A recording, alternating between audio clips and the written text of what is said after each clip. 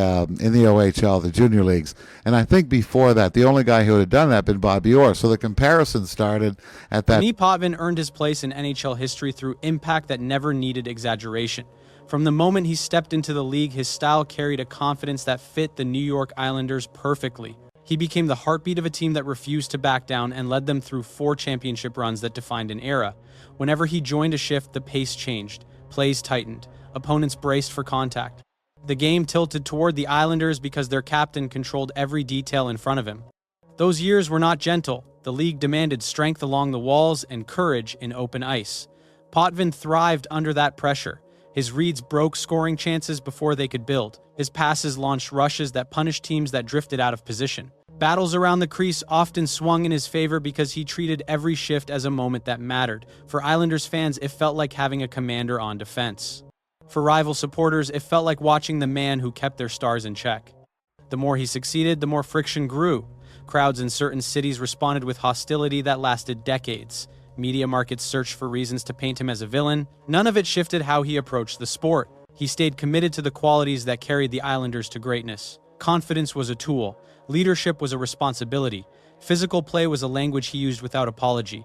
Every dynasty creates its own set of grudges. The Islanders were no different. With Potvin leading the back end, the team collided with the toughest and proudest clubs of that era. Some confrontations turned into running feuds. Some players pushed him to emotional limits. Some moments became part of NHL folklore and still spark debate whenever fans revisit the old rivalries. 5 opponents stood above the rest. Each name represents a chapter in a long history of tension and competitive fire. These were the players who challenged his authority on the ice and never left his memory.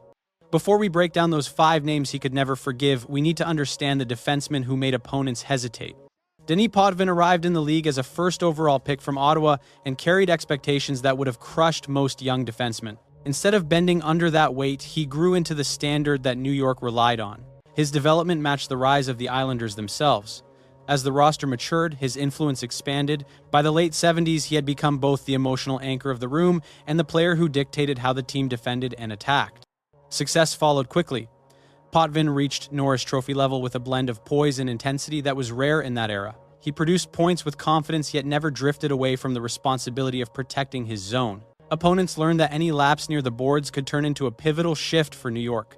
Playoff series often swung on moments where he outthought or outmuscled forwards who were accustomed to controlling games.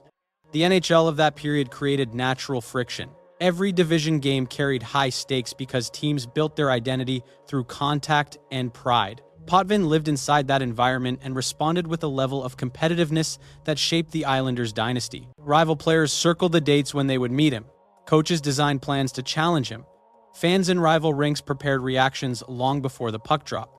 All of that pressure produced conflicts that left marks on both sides. Out of a long list of opponents, 5 names stood out. Each one represents a rivalry that pushed him to the edge.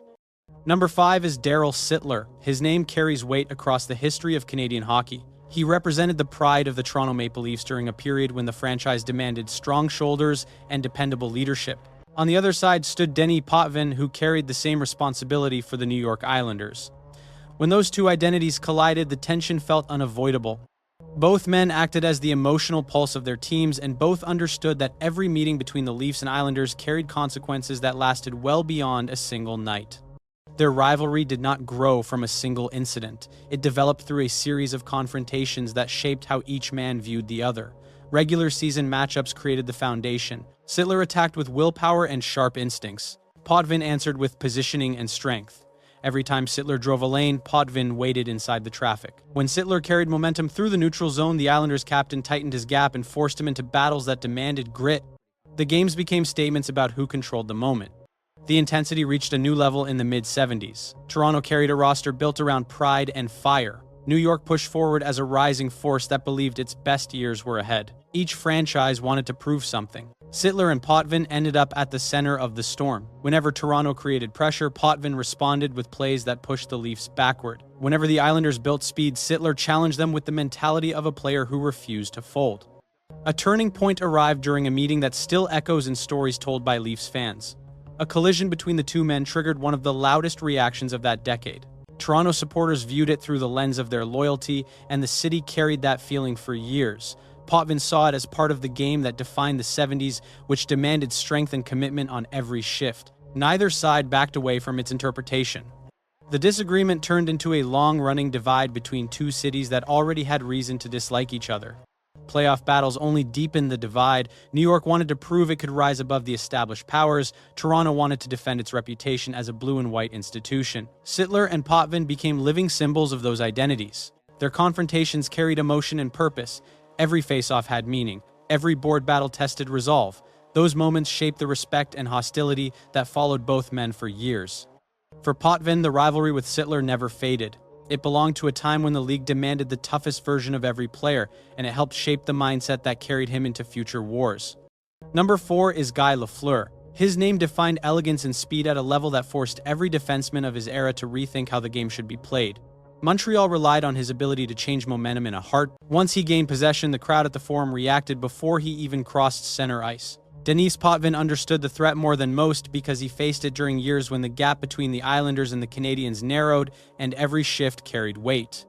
Their rivalry grew from respect mixed with pressure. Montreal played a brand of hockey built on movement and skill. New York approached the game through structure and physical commitment. When Lafleur carried the puck, the Islanders had to adjust instantly. When Potvin patrolled the blue line, Montreal had to find new ways to open space. Their meetings became a test of two philosophies that belonged to a golden generation of the league. Lafleur forced defenders into choices that often created trouble. If they backed up, he gained room to strike. If they stepped toward him, he used pace to slip by. Potvin learned the timing required to disrupt those options. He studied Lafleur's habits and attacked the play before it could reach full speed. Montreal fans viewed that as interference with their star. Islanders fans saw it as the work of a captain protecting his territory. Both sides believed they were right, which fueled the fire each time the teams met. Playoff encounters raised the temperature. Montreal entered series with the confidence of champions. New York entered with the determination of a team attempting to dethrone them. Lafleur carried the Canadiens with his trademark flow and creativity. Potvin countered with discipline and strength in key moments. Some nights, Lafleur took control and left the Islanders chasing. Other nights, Potvin shut down lanes and forced Montreal into mistakes. The balance shifted back and forth, which kept the rivalry alive long after the final buzzer. The tension never needed words. It lived inside the atmosphere of the arenas. Each time Lafleur touched the puck, Potvin prepared for an attack that could decide the game. Each time Potvin pressured him, Montreal fans felt the urgency shift. The rivalry allowed both players to show the highest level of their craft. Lafleur displayed artistry. Potvin displayed command. Their clashes represented the identity of hockey in that era, where talent and toughness shared equal importance.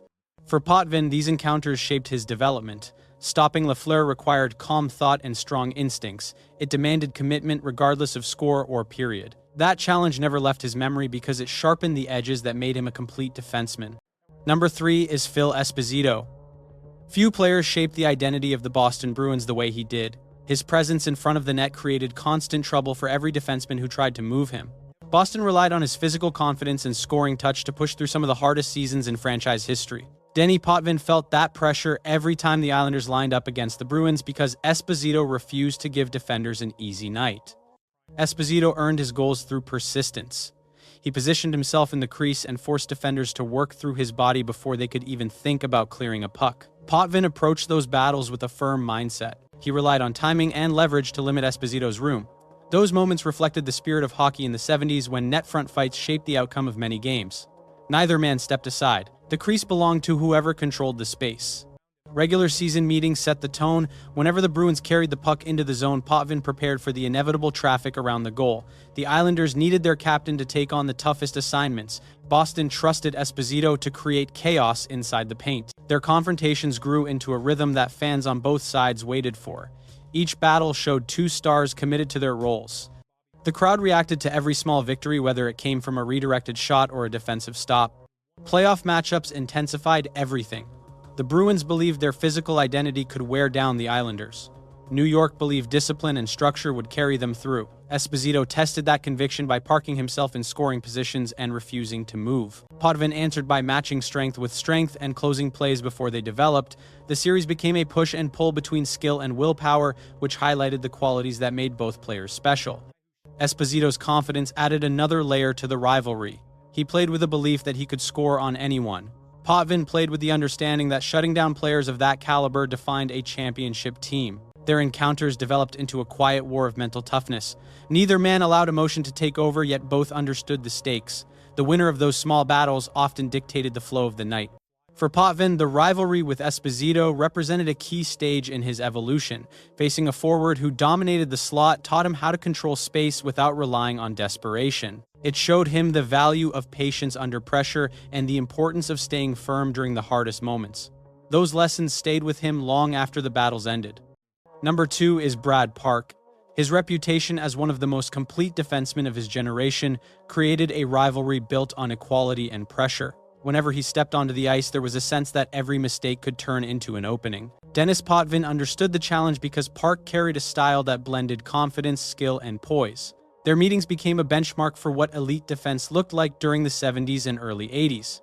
Park's influence on the New York Rangers sharpened the conflict. He carried leadership through calm decision-making and precise puck movement. The Rangers trusted him to guide their structure. Potvin mirrored that role with the Islanders. Each time the teams met, the spotlight fell on the two men who shaped their clubs from the blue line. The games developed into layered duels where anticipation mattered as much as physical play. Rangers fans added intensity. New York carried a deep divide between the two franchises. Every block shot or clean hit produced a wave of noise. Potvin often found himself at the center of that reaction. The chants, the jeers, and the constant attention created an atmosphere that magnified every shift. Park did not feed the crowd, yet supporters interpreted every interaction as a personal contest between the rival defensemen. On the ice, the rivalry unfolded through subtle decisions. Park excelled at slowing the game down. He used positioning to force opponents into predictable lanes. Potvin countered with strong reads and quick transitions that aimed to break the Rangers' structure. The battle rarely depended on a single moment. Instead, each shift became a quiet test of intelligence and patience. Both players respected the difficulty of controlling a game when the other was on the ice. The tension crystallized during playoff meetings. The Rangers wanted to protect their territory inside Madison Square Garden. The Islanders wanted to earn the right to be called the best team in New York. Park's calm presence often steadied his team. Potvin's physical conviction often lifted his. The matchups created nights that fans still revisit when discussing the peak of the rivalry. Every shot, every breakout, and every defensive stand carried emotional weight. When Park later joined the Boston Bruins, the rivalry changed location but not tone. Potvin still faced a veteran opponent who understood how to attack his tendencies. The shift in uniform added new layers to their story. For Potvin, the battles with Park shaped his awareness of how elite defensemen think.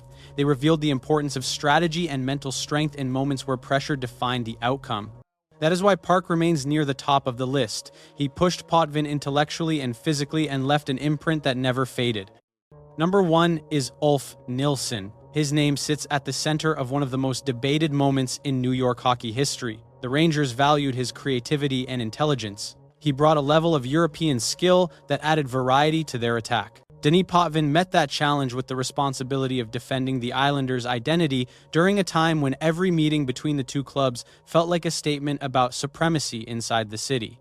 The collision of styles created a rivalry that lasted far longer than their careers.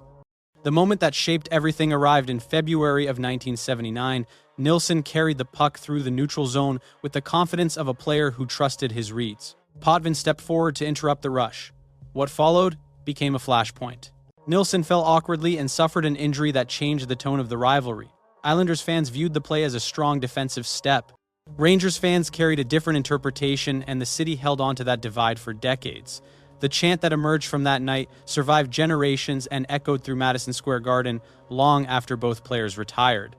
The incident overshadowed the broader story. Nilsson was a skilled forward who created challenges that forced Potvin to refine his defensive habits. Whenever the Rangers built possession through his line, the Islanders needed immediate structure. Potvin relied on anticipation to manage the threat. Nilsson used pace and vision to test defensive coverage. Their meetings felt tense because both played with conviction. The atmosphere inside the arena amplified that tension.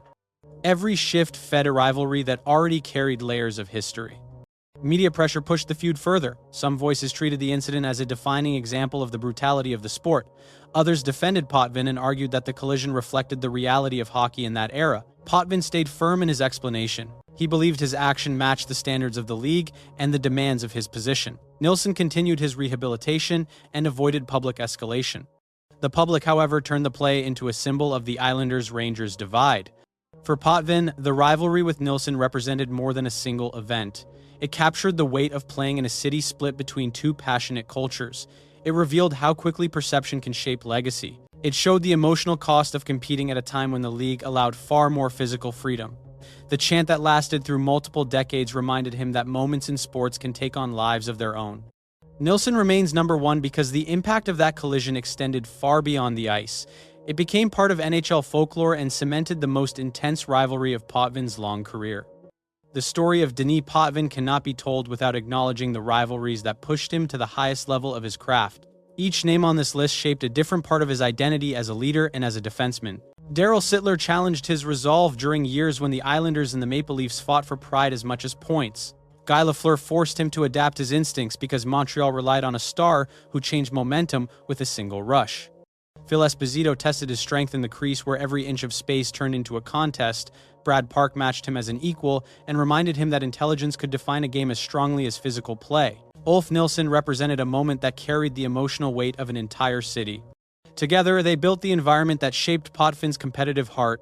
He responded with commitment and became the anchor of a dynasty that left a lasting mark on the sport. The pressure of those rivalries did not break him. Instead, it sharpened him. It allowed him to stand at the core of a team that rose from potential to dominance.